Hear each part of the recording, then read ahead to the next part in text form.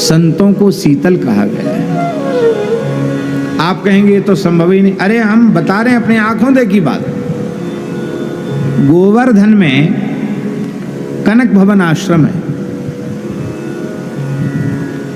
वहां बगल में एक पड़ोसी, उसने महाराज जी से कहा कि महाराज जी ये पीछे हम अपना एक पानी की मशीन रख लें, मानसी गंगा का तट है, तो अपने स्थान में रखना चाहता था। बोले हमारे यहाँ जगह नहीं, यहाँ रख ले। महाराज जी रख लो, कोई बात नहीं, दीवार से दीवार लगी है, छोटी बाउंड्री, रख लो।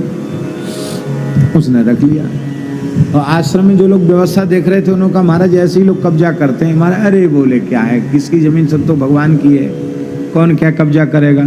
उसने पहले मशीन रखी, फिर बाउंड्री और खिंचवा दी, ठाकुर जी के भूमि पर कब्जा कर लिया पीछे वाले से। संसार तो ऐसा ही होता ना। तो आश्रम के जो लोग थे उनको गुस्सा आया, उन्होंने उसकी दीवार तोड़ दी। स्वाभाविक ऐसा होगा कि नहीं होगा, दीवार। और उस संयोग की बात थी कि जब वो दीवार रात को तोड़ी उस समय महाराज जी वहीं थे, आश्रम में थे, हम भी थे। अब वो जो पड़ोसी था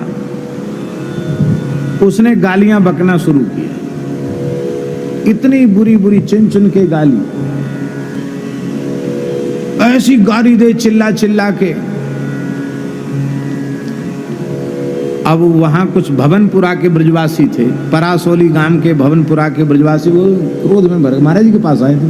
बाबा भाई आए, उठा के पटके छत से।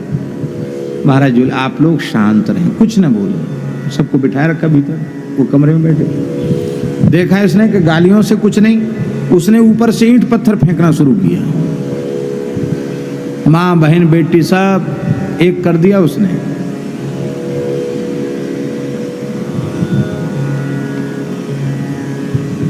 हमने कहा महाराज जी अब क्या होगा। अब महाराज जी बाहर बैठे थे बरंडा में, उनके पास पत्थर गिर रहे थे। महाराज जी बोले यही राम जी की लीला है, कभी फूल बरसते हैं और कभी ईंट पत्थर भी बरसते हैं, सब भगवान की लीला है, बहुत अच्छा है। हमने कहा महाराज जी आप भीतर चलिए। बोले आप भीतर चले जाओ, हम जहाँ बैठे हैं वहीं बैठे रहेंगे। और महाराज जी बोल रहे थे स्वस्त्यस्त विश्वस्य खलः प्रसीदताम ध्यायन्त भूतानि शिवम मिथोधिया मनश्च भद्रम भजता दधोक्षजे आवेश्यतामनो मत्र पहेतुकी। पंचम स्कंध में जो प्रहलाद जी स्तुति कर रहे हैं नरसिंह भगवान की, वो स्तुति महाराज जी बोल रहे थे। तो हमको भी थोड़ा रोष आया। हम कहा महाराज जी स्तुति करने से क्या होगा। बोले स्तुति करने से सब होगा। उस स्तुति का आशय है स्वस्त्यस्त विश्वस्य, सारे विश्व का कल्याण हो, दुष्टों का भी बुरा ना हो। प्रहलाद जी कहते खलः प्रसीदताम, दुष्ट भी प्रसन्न हो जाएं, सभी प्राणी एक दूसरे के कल्याण का चिंतन करें और हम सबकी बुद्धि भगवान में लग जाए, निष्काम बुद्धि भगवान। आवेश से तामनो मति रप्य हेतु की, अहेतु की मति भगवान में लग जाए।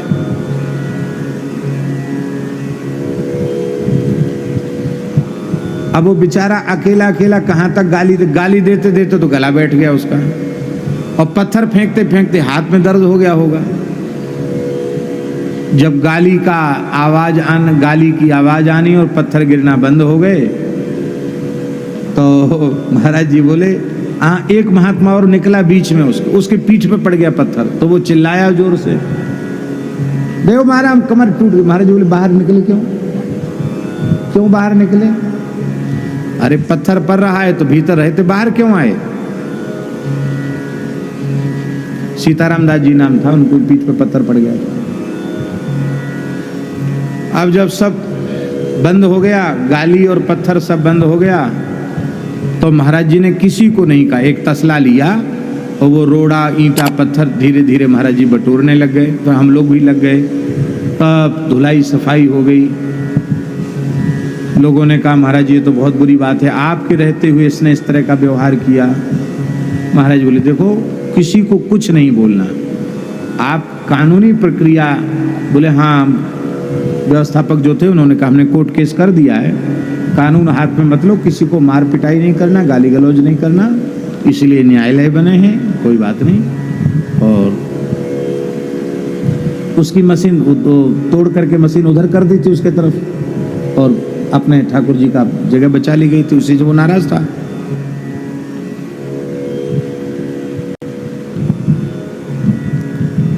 अब सब बातें कहने की नहीं होती, लेकिन फिर भी यथार्थ का संगोपन कहाँ तक करें। तो ये शाम की घटना है और हमारा ये हाथ उतर गया था, ये तो बायां हाथ उतर गया था, यहाँ से नीचे उतर गया था। तो हमको भी बहुत कष्ट था उस समय। ये संधि यहाँ से अलग होकर नीचे हाथ उतर गया था। तो हम इलाज के लिए गए थे। वो हाथ चढ़ाते हैं ना, हाथ कोई ब्रजवासी आने और के पास कोई ब्रजवासी हाथ चढ़ाता था, वहाँ हमको जाना था। तो उसी दिन रात्रि को स्वप्न में हमने क्या देखा कि महाराज जी नृसिंह भगवान की स्तुति जो कर रहे थे, महाराज जी स्तुति कर रहे हैं, साक्षात नृसिंह भगवान सामने प्रकट है। और महाराज जी ओम नमो भगवते नरसिंहाय नमस्ते जस्ते से आविर्भाव वज्रनक वज्रदंष्ट इस मंत्र को बोल रहे हैं। और स्वस्थ विश्व से खला प्रसिद्ध था। ओ भगवान के श्रीअंग से बहुत प्रकाश निकल रहा है। नरसिंह भगवान बड़े सुंदर हैं, बहुत सुंदर हैं, और इतना विकराल स्वरूप है कि हम तो सपने में डरप गए। तो महाराज जी हमसे बोले डरो मत, हमारे साथ स्तुति करो। तो हम भी स्वस्थ विश्व से खला प्रसिद्ध महाराज जी के साथ बोलने लगे। फिर बोले नरसिंह भगवान को प्रणाम करो। तो फिर हम उनके चरणों में जाकर हमने प्रणाम किया। प्रणाम किया तो उन्होंने मुस्कुरा कर ऐसे आंखों से ऐसे देखा हमारी तरफ, बस ऐसे देखा, ऐसे किया, ऐसे देखा। उन्हें नींद खुल गई। तो सवेरे 4 बज रहे थे। महाराज बोले पंडित जी तबीयत कैसी है? उनके महाराज जी तबीयत तो ठीक है आपकी कृपा से, लेकिन ऐसा, अरे देखो ऐसा है, तुम कल कह रहे थे कि स्तुति करने से क्या होगा, तो स्तुति भगवान ने स्वीकार कर ली, ये भगवान ने अनुभव करा दिया। जब कोई प्रेमी भगवान की स्तुति करता तो भगवान खड़े होकर सुनते हैं। देखो इस मोहल्ले में नरसिंह भगवान का मंदिर है, तुम चले जाओ, एक नारियल ले जाओ, कुछ फल ले जाओ, नरसिंह जी को ये भेंट कर आओ। कुछ पैसा दिए, फल दिए, बोले भेंट कर देना। नरसिंह जी को दर्शन दिया है, उनको जाकर भेंट कर देना, हमारी दंडोत बोल देना। हम गए वहाँ दर्शन कर, अभी भी वो नरसिंह जी बैठे हैं। वहाँ से जब कनक भवन से चकलेश्वर के लिए बढ़ते हैं तो बाईं तरफ वो नरसिंह जी, उधर से आएंगे तो दाईं तरफ, और इधर से चकलेश्वर जी की ओर जाएंगे कनक भवन से तो बाईं तरफ आएंगे। नरसिंह जी को प्रणाम किया। अब क्या हुआ,